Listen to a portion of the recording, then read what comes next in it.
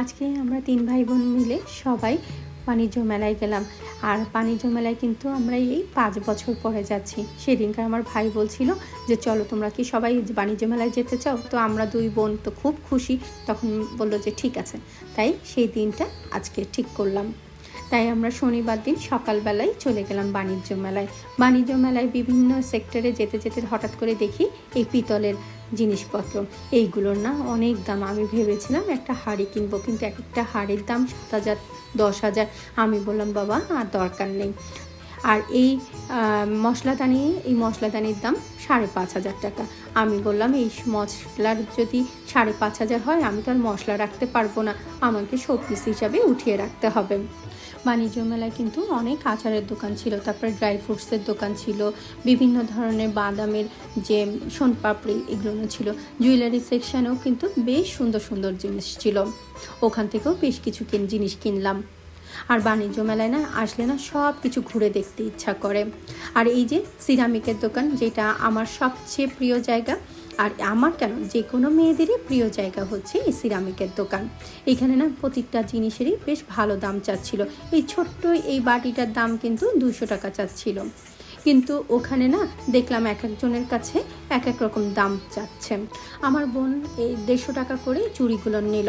এই চুড়িগুলো কিন্তু দেখতে বেশ ছিল। আর এখানে দাঁড়িয়ে দাঁড়িয়ে দেখছিলাম যে টার্কিশ আইসক্রিম, বেশ মজাই লাগছিল। কিন্তু এইবার মেলায় দেখলাম মরক্কো স্টল এসেছে। আর এখানে না এই মরক্কো ল্যান্টার্নগুলো না খুব সুন্দর ছিল। আমার বোন আর আমার ভাবি দুইজনেই জিজ্ঞাসা করছিল দাম, অনেক দাম চাচ্ছিল। আর এইখানে না কার্পেটগুলো কিন্তু অনেক সুন্দর ছিল, দামও অনেক ছিল, 40,000 30,000, কিন্তু সেই অনুযায়ী কার্পেটগুলো কিন্তু অনেক সুন্দর ছিল। আমরা সবাই এত গল্প এত হাসাহাসি করছিলাম, ওই যে ভাই বোন মিলে ভাবি মিলে আমরা সবাই মিলে খুব হাসাহাসি করছিলাম আর গল্প করছিলাম, যার জন্য আমরা পুরোটা মেলা কভার করতে পারিনি।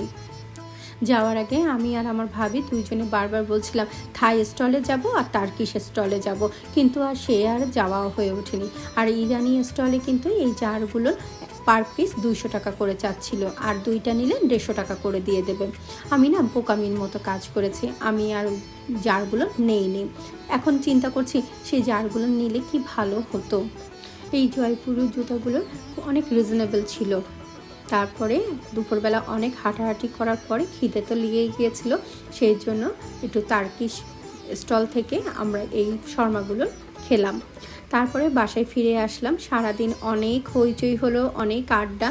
তারপরে আমি যা যা জিনিসগুলো কিনলাম তোমাদের সাথে সেগুলো শেয়ার করছি।